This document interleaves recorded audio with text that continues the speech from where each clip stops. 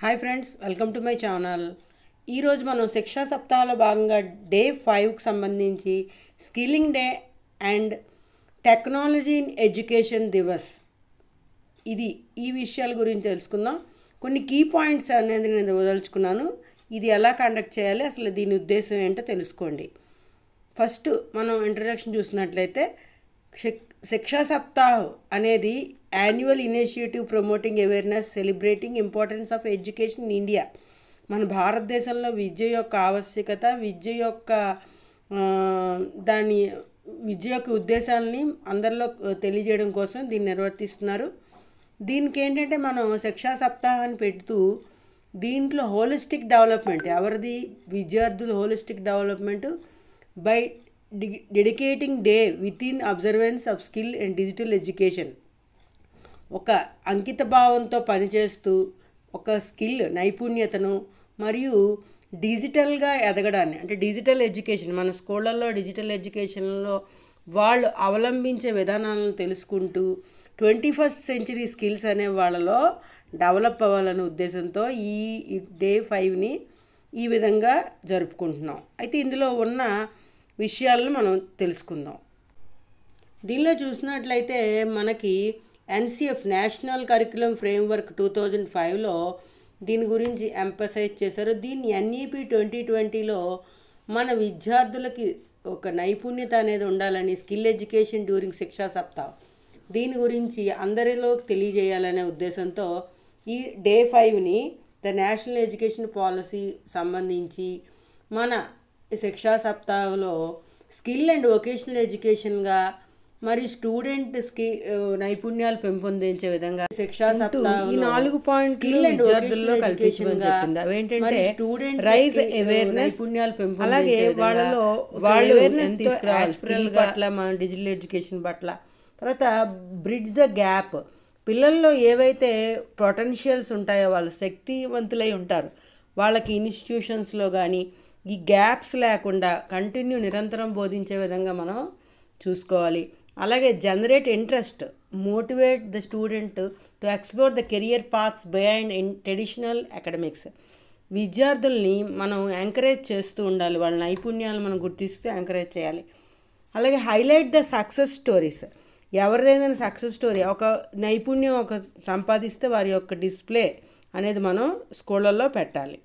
తర్వాత third point వచ్చినట్లయితే proposed activities. ఇక్కడ చాలా ప్రపోజ్డ్ యాక్టివిటీస్ చాలా ఉన్నాయి. ఇవన్నీ కూడా స్కిల్ బేస్డ్ ఎడ్యుకేషన్ అనేది ఉపయోగపడుతుంది. దాంట్లో మనం ఇంట్రడక్షన్ చూసినట్లయితే కమ్యూనికేషన్ స్కిల్స్, సేల్స్ మార్కెటింగ్, దీనికి సంబంధించి చిన్న రోల్ ప్లేస్ విద్యార్థుల చేత మీరు తరగతి గదుల్లో కానీ స్కూల్లో కానీ చేయించవచ్చు. అలాగే మనం చూసినట్లయితే కల్చరల్ అండ్ హిస్టారికల్ అవేర్నెస్, ఇది విద్యార్థులకు సంబంధించి మనం ఇది ఏం చేయాలి అంటే మనం వీళ్ళకి పార్టిసిపేట్స్ కానీ కూడా ఏం చేస్తాము, డిస్కషన్స్ పెట్టచ్చు. అలాగే సివిలైజేషన్, మన నాగరికత, మనం ఒక సొసైటీలో ఇప్పుడు ఏది డిమాండ్ ఉంది, ఇలాంటి కోర్సులు ఏంటి, ఇలా మ్యూజియంస్, ఇలాంటివన్నిటిని చూపిస్తూ హిస్టారికల్గా విద్యార్థుల చేత మనం డిస్కషన్స్ పెట్టించవచ్చు. ఇక్కడ మనం learning from nature and agriculture, ఇక్కడ విద్యార్థుల చేత ఒక అవేర్నెస్ అనేది కల్పించాలి. జీవులు, ప్రాణులు, చుట్టుపక్కల ప్రకృతి, అలాగే ఫ్లోరా అండ్ ఫానా, జంతువులు, మొక్కలు, ఇటువంటివి గుర్తించాలి. మనకి ఆహారము ఇటువంటివన్నీ ఎలా వస్తున్నాయో ఈ కష్టాలన్నింటినీ కూడా వాళ్ళకి తెలియజేసుకోవాలి. అలాగే చెట్లకు హాని చేయకూడదనే ఒక చిన్న అభిప్రాయంతో వాళ్ళు ముందుకు వెళ్ళాలి. అలాగే జీవులకు కూడా హాని కలిగించకూడదు. ఇటువంటివన్నిటిని మనం ఇక డిస్కషన్స్గా చెప్పచ్చు. అలాగే మనం 4వ పాయింట్ కానీ చూసినట్లయితే learning from house hold course. ఇది హౌస్ హోల్డ్ కోర్స్ అంటే మన కుకింగ్, క్లీనింగ్, ఆర్గనైజేషన్, అలా హోటల్ మేనేజ్మెంట్, గార్డెనింగు, ఇలాంటివన్నిటిని కూడా ఇక్కడ విద్యార్థుల చేత మనం డిస్కషన్ చేయించుకోవచ్చు. తర్వాత చూసినట్లయితే 3.5లో మనకి లెర్నింగ్ ఫ్రమ్ హ్యాకథాన్, ఇది కంప్యూటర్కి సంబంధించి అంటే కోడింగ్ చేసే విధానాన్ని తెలుసుకోవచ్చు. ఇది పెద్ద పిల్లలకు చాలా ఉపయోగంగా ఉంటుంది. తర్వాత 3.6 చూసినట్లయితే మీడియా అండ్ ఎంటర్టైన్మెంట్. ఇక్కడ మీడియా అండ్ ఎంటర్టైన్మెంట్ అంటే ఇప్పుడు బాగా మీమ్స్ కానీ, యానిమేషన్స్ కానీ, డిజిటల్గా స్టోరీ టెల్లింగ్ కానీ చాలా ఉపయోగకరంగా ఉంటుంది. వాటి నైపుణ్యాలు కానీ సంపాదించుకుంటే వాళ్ళ జీవితాలు వాళ్ళు పోషించుకోగలుగుతారని చెప్పాలి. అలాగే థింకింగ్ డిజైన్స్ అన్నమాట. డిజైన్స్ అంటే ఏంటంటే ఇక్కడ మనం వీళ్ళకి రకరకాల వర్క్షాపులు కండక్ట్ చేస్తాం. ఎలా అంటే వేస్టేజ్, డైనింగ్ వేస్టేజ్, ఎక్స్పెన్సెస్, మనం ఇక్కడ స్కూల్లో చేయాల్సిన ఎన్హాన్స్ చేయాల్సిన ఇంకా లెర్నింగ్ యాక్టివిటీస్ ఏమైనా ఉంటాయా, అలాగే ఇంటర్వ్యూస్, అలాగే సర్వే చేయించడం, విద్యార్థులకేమో మనం న్యూ యాక్టివిటీని ఇలాంటి వాటిని మనం వాళ్ళకి ఆఫర్ చేస్తూ అడ్జస్ట్మెంట్లు, ప్రమోషనల్ క్యాంపెయిన్స్ ఇటువంటివన్నిటిని చేస్తూ ఈ రకంగా డిజైనింగ్ థింకింగ్ వర్క్షాప్స్ కూడా వాళ్ళకు ఉపయోగపడేటట్లుగా చెప్తాం. ఇంకా మనం పోటరీ, అలాగే బ్యాంబో క్రాఫ్ట్ వర్క్, ఇది పూర్తిగా చేతులతో నైపుణ్యంతో చేసే వర్క్. ఫైన్ మోటార్ స్కిల్స్ అనే వాళ్ళలో ఉండాలి. క్రాఫ్ట్స్ కూడా ఇప్పుడు వాల్యూ ఉంది మార్కెట్లో. అలాగే మన ఫ్లవర్ వాజెస్, బాల్స్, బౌల్స్ ఇలాంటివన్నీ కూడా డెకరేటివ్ ఐటమ్స్ అనేటి ఒక వాల్యూ ఉందని చెప్తూ బ్యాంబో క్రాఫ్టింగ్, అలాగే క్రాఫ్ట్ ప్రాజెక్ట్స్ ఇలాంటివన్నీ నేర్చుకోవచ్చు. తర్వాత 10లో చూసినట్టయితే bag making workshops, making bags అన్నమాట. అలాగే డ్రింకింగ్ సేఫ్ వాటర్ టేస్టింగ్ చేయడం, pH వాల్యూస్ ఏ విధంగా ఉన్నాయి వీటిని కూడా రానున్న రోజుల్లో ఎక్కువ వాటర్ ఫిల్టర్స్ అనేవి వాడతారు. వాటి వల్ల విద్యార్థుల స్కిల్ అనేది డెవలప్ అవుతుంది. అలాగే సాయిల్ ఫెర్టిలిటీ, ఇది చాలా ఇంపార్టెంట్ మనకి అగ్రికల్చర్లో కానీ. అలాగే ఈ అనాలిసిస్ చేయాలి, భూమి ఇక్కడెక్కడ పంట ఎలా పండుతుంది, ఇటువంటివన్నిటినీ కూడా విద్యార్థులు సైంటిఫిక్గా అబ్జర్వేషన్ కానీ వాళ్ళలో మనం ఇదంతా స్కిల్లోకే వస్తుంది. ఫాస్ఫరస్ కంటెంట్ ఎంత ఉంది, పొటాషియం, నైట్రోజన్ ఎంత ఉంది, ఇది భూమి లెవెల్లో.